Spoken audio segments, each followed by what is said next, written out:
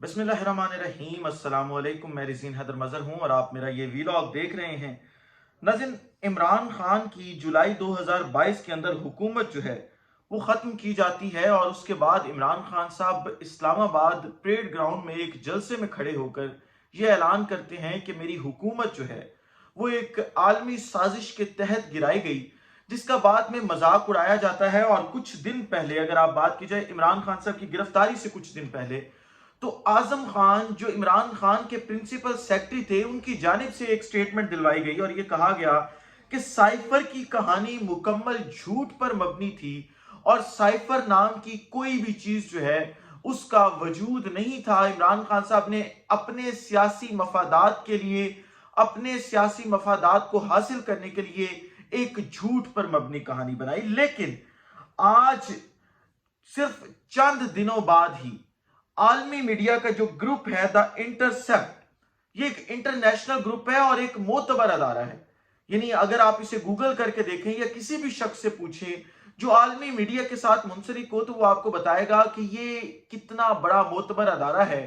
उसकी जानिब से साइफर लीक किया जाना और फिर इसके ऊपर एक प्रोग्राम करवाया जाना कि वाकई ही साइफर एग्जिस्ट करता था और इमरान खान की हुकूमत जो है वो एक आलमी साजिश के तहत गिराई गई थी। ये एक बहुत बड़ा सरप्राइज है उन तमाम ताकतवर हलकों के लिए भी, उन तमाम मोहरों के लिए भी जो इस साजिश के अंदर इस्तेमाल हुए। और आने वाले दिनों में देखना होगा कि इसके अंदर अब आगे होता क्या कुछ है। लेकिन इस पूरी की पूरी चीज के ऊपर बात करने से पहले मैंने इस पूरे साइफर को डाउनलोड करके इसका उर्दू तर्जुमा किया है, वो आपके सामने मैं पढ़ देता हूं ताकि आपको अंदाजा हो कि किस तरह से डोनाल्ड लू जो है वो उस वक्त के सफीर असद मजीद से गुफ्तगू कर रहा है और किस तरह से खुलेआम अल्फाज के अंदर जो है वो धमकी दे रहा है। इन तमाम तफसीलात से पहले आपसे दरखास्त के चैनल को सब्सक्राइब करना मत भूलिएगा, बेल आइकन को भी दबा दीजिएगा ताकि मेरे आने वाली तमाम तर वीडियोस आप तक पहुंचती रहें और आपको और मेरा जो ये तस्वीर और आवाज की दुनिया का साथ है ये बरकरार रह सके। नाज़रीन, ये साइफर है 7 मार्च 2022 का। अब इसका उर्दू तर्जमा कुछ इस तरह है, अगर शुरू से पढ़ना शुरू किया जाए तो मार्च 7 2022 पाकिस्तान के डिप्लोमेटिक केबल के मवाद यानी साइफर जिसको दी इंटरसेप्ट शाया किया है, इसका जो टोटल कहानी है वो डोनाल्ड लू और असद मजीद से जो है वो जो एम्बेसडर ऑफ पाकिस्तान उस वक्त थे और असिस्टेंट सेक्रेटरी ऑफ स्टेट जो उस वक्त वहां के थे अमेरिका के, उनके दरमियान हुई थी। लिखते वो ये हैं कि आज मेरी असिस्टेंट सेक्रेटरी ऑफ स्टेट बराए जनूबी वस्ती एशिया डोनाल्ड लू के साथ लंच में मीटिंग थी। इसके साथ deputy assistant secretary of state lease vagary भी था और इसके अलावा इस मीटिंग में डीसीएम डीए और काउंसलर कासिम भी शामिल थे।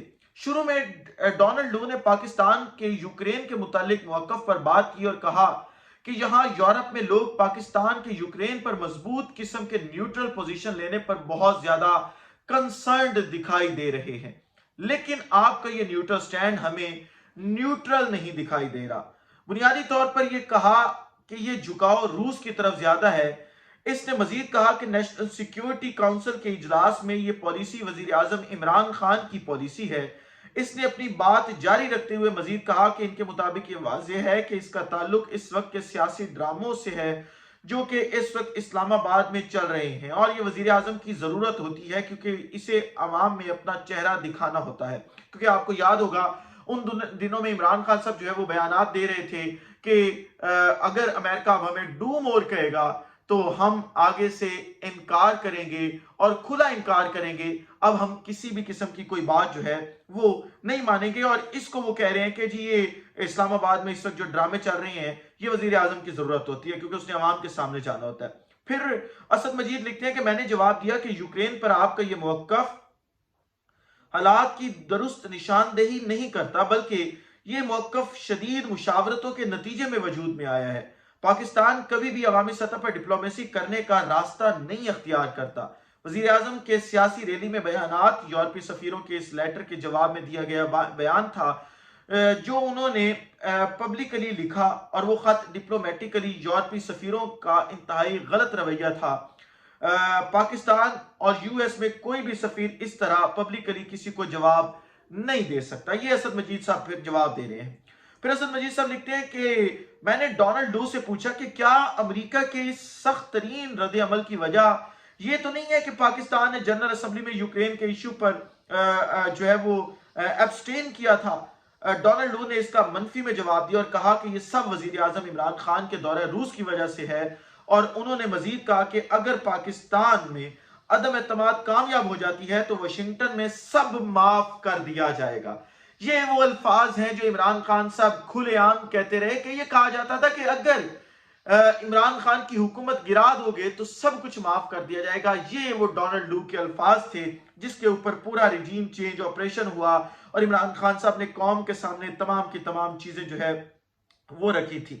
پھر وہ لکھتا ہے کہ کیونکہ واشنگٹن میں روس کا دورہ صرف اور صرف وزیر اعظم کا ذاتی فیصلہ سمجھا جا رہا ہے، وگرنہ اگر ایسا نہ ہوا تو آگے بہت مشکل ہو جائے گی۔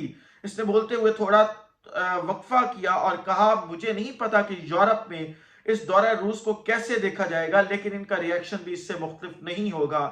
اس نے مزید کہا کہ اصل میں مجھے لگتا ہے کہ عمران خان نے دورہ روس کا فیصلہ بیجنگ میں اولمپکس گیمز کے دورے کے دوران بنایا، اور اس وقت بھی وزیر اعظم نے پیوٹن سے ملاقات کرنے کی کوشش کی تھی جو ناکام رہی، اور پھر یہ خیال کیا گیا کہ وہ ملاقات کے لیے ماسکو جائیں گے۔ پھر اسد مجید لکھتے ہیں کہ میں نے ڈونلڈ لو کو بتایا کہ یہ جو ہے وہ کنسپٹ بالکل غلط ہے۔ ماسکو کا دورہ کم از کم کچھ سالوں سے پلاننگ میں تھا، اور یہ مسلسل ادارائی مشاورتی عمل کا نتیجہ تھا۔ میں نے زور دے کر کہا کہ جب وزیر اعظم ماسکو کے لیے جا رہے تھے اس وقت روس کی طرف سے یوکرین میں حملے کی شروعات نہیں ہوئی تھی، اور اب بھی یہ معاملہ پرامن طریقے سے حل کرنے کی امید تھی۔ میں نے ڈونلڈ لو کو یہ بھی بتایا کہ یورپی ممالک کے رہنما بھی اس وقت ماسکو کے دورے کے سفر پر تھے، تو ڈونلڈ لو نے مداخلت کی کہ ان کے دوروں کا مقصد تو یوکرین سے جڑے مسائل کا حل تلاش کرنے کے لیے تھا، جبکہ وزیر اعظم عمران خان کا دورہ دو طرفہ معاشی وجوہات کی بنا پر تھا۔ میں نے ڈونلڈ کی توجہ اس امر کی طرف دلائی کہ وزیر اعظم نے ماسکو میں رہتے ہوئے بھی اس موقع پر تشویش کا اظہار کیا اور اس مسئلے کو پرامن طریقے سے ڈائیلاگ کے ذریعے حل کرنے کی ضرورت پر زور دیا۔ میں نے زور دیتے ہوئے کہا یہ اب کیونکہ اسد مجید حکومت کے اسٹیٹ کے ایک امپلائی ہیں، ان کی جانب سے جو ہے وہ وہاں پہ ان کو ڈپلائے کیا گیا تھا، تو وہ اپنا موقف پیش کر رہے ہیں کہ میں نے اس ملاقات کے اندر وزارت خارجہ کو سائفر میں لکھ رہے ہیں کہ میں نے کیا کچھ کہا۔ پھر وہ لکھتے ہیں کہ میں نے زور دیتے ہوئے کہا کہ وزیر اعظم کا وزٹ مکمل طور پر دو طرفہ معاشی صورتحال پر تھا، اس کا مقصد کسی طرح بھی روس کی یوکرین پر حملے کی حمایت نہیں تھا۔ میں نے کہا کہ ہماری پوزیشن یہ ظاہر کرتی ہے کہ ہم نے ہر سائٹ پر بات چیت کا دروازہ کھولا رکھا۔ ہمارے سپوکس پرسن کے اقوام متحدہ میں بیانات مکمل طور پر یو این کے چارٹر کے اصولوں کے مطابق ہیں، جس میں ہماری طرف سے کبھی بھی کسی قسم کی دھمکی استعمال نہ کرنا، نہ ہی قسم کی فورس کا استعمال، اور نہ ہی کسی ملک کے اندرونی معاملات میں مداخلت کرنا شامل تھا، اور نہ ہی پیسیفک ڈسپیوٹس میں مداخلت کرنا ہمارا منشور میں شامل ہے۔ میں نے ڈونلڈ لو کو بتایا کہ پاکستان اس بات پر پریشان ہے کہ یوکرین کے مسئلے کو افغانستان کے سیاق و سباق میں ایسے مسائل کا سامنا کرنا پڑ سکتا ہے۔ ہم نے اس تنازع کی وجہ سے لمبے عرصے تک اس کے برے اثرات کو جھیلا ہے۔ ہمارا مشن افغانستان میں امن و استحکام لانا ہے، جس کے لیے بڑی قوتوں کے ساتھ تعلقات کو نارمل رکھنا، اور اس میں روس بھی شامل ہے۔ اس پہلو کو مد نظر رکھتے ہوئے ہم ہر قسم کے رابطوں کے لیے راستوں کو کھولے رکھنا ضروری ہے۔ یہ فیکٹر بھی ہمارے یوکرین کے مسئلے پر پوزیشن کو سمجھنے کے لیے کافی ہے۔ میری اس بات کے حوالے سے بیجنگ میں ٹرائیکا کی ملاقات کے بارے میں بات کرتے ہوئے ڈونلڈ لو نے جواب دیا کہ واشنگٹن میں مذاکرات ہو رہے ہیں، کیا امریکہ کو اس تناظر میں مذاکرات میں شرکت کرنی چاہیے یا آنے والی انٹالیا کی ملاقات میں روس کے نمائندوں کے ساتھ ملاقات کرنی چاہیے، کیونکہ ہماری توجہ اب صرف یوکرین پر ہے۔ میں نے جواب دیا کہ یہی ہمارے خوف کا باعث ہے۔ ہم چاہتے نہیں کہ یوکرین کا مسئلہ افغانستان کی طرح اپنی توجہ منتقل کرے۔ ڈونلڈ لو نے کوئی تبصرہ نہیں کیا۔ میں نے ڈونلڈ لو کو بتایا کہ ایسے ہی جیسے انہوں نے کہا میں بھی اپنی رائے کو سراہتے ہوئے پیش کروں گا۔ میں نے کہا کہ پچھلے ایک سال میں ہم نے مسلسل محسوس کیا ہے کہ امریکہ کے رہنماؤں کی طرف سے ہمارے رہنماؤں سے تعلق قائل کرنے میں ایک ہچکچاہٹ کی وجہ سے ان تعلقات کو مضبوط کرنے کا امکان کم ہو رہا ہے۔ اس چیز نے پاکستان میں اس تاثر کو مضبوطی دی ہے کہ ہمیں اگنور کیا جاتا ہے اور ہمیں فار گرانٹ لیا جاتا ہے۔ یہ احساس پاکستان میں جڑ پکڑ چکا ہے کہ جب یو ایس کو اپنے کسی مقصد کے لیے پاکستان کی ضرورت ہوتی ہے تو یو ایس ہماری سپورٹ کرتا ہے، اس کے علاوہ یو ایس ہمارے کسی معاملے میں خصوصاً کشمیر میں ہمیں سپورٹ نہیں کرتا۔ اس لیے اس طرح کے جو امپریشنز ہیں ان کو ختم کرنے کے لیے اوپر کے لیول پر بات ہونی چاہیے۔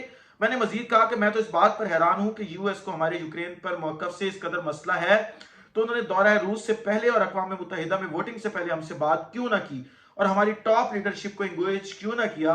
پاکستانی ہائی لیول انگیجمنٹ کی فیور کرتا ہے اور ہمارے وزیر خارجہ خود سیکرٹری خارجہ بلکن سے کال کر کے ان کو یوکرین پر اپنی پوزیشن سے آگاہ کرتے ہیں، لیکن یہ کال ابھی تک نہ ہو سکی، جس پر واشنگٹن نے کہا کہ پاکستان میں اس وقت کی صورتحال میں یہ مناسب نہیں تھا، لیکن واشنگٹن اس معاملے کے سیٹل ڈاؤن ہونے کے بعد جو ہے وہ انگیجمنٹ کرے گا۔ آپ ذرا یہ دیکھیں کہ عمران خان صاحب کا آج موقف تو دا انٹرسپٹ میڈیا گروپ جو ہے وہ اس نے واضح کر دیا، عمران خان کو سچا ثابت کر دیا۔ اب وہ تمام ریاستی ادارے جو عمران خان کو، یعنی وزارت داخلہ کی آپ مثال لے لیں، وہ عمران خان کو جھوٹا ثابت کرنا چاہتے تھے، وہ یہ چاہتے تھے کہ عمران خان کو سائفر والے معاملے پر بھی گرفتار کیا جائے، عمران خان صاحب کو جھوٹا قرار دیا جائے۔ اب وہ کہاں پہ سٹینڈ کریں گے؟ کیونکہ بی بی سی اگر جھوٹی خبر نہیں چلاتا تو انٹرسپٹ بھی کبھی جھوٹی خبر نہیں چلا سکتا، کیونکہ امریکہ میں بیٹھ کر جھوٹی خبر چلانا اور وہ بھی پھر اپنی حکومت کے ساتھ اس کو لنک کرنا ایک آسان کام نہیں ہے، بلکہ اس کے پیچھے محنت لگتی ہے اور ایویڈنس ہوتے ہیں، تو اس طرح کی خبریں یہاں کے میڈیا کے اوپر چلائی جاتی ہیں۔ اس ولاگ سے اجازت دیجیے، اگلے ولاگ میں دوبارہ ملاقات ہوتی ہے۔ اپنا خیال رکھیے، اپنے کے لوگوں کا خیال رکھیے، وطن عزیز پاکستان کا خیال رکھیے۔ اس وطن عزیز پاکستان کو اور آپ تمام لوگوں کا اللہ حامی ناصر ہو۔ پاکستان زندہ باد۔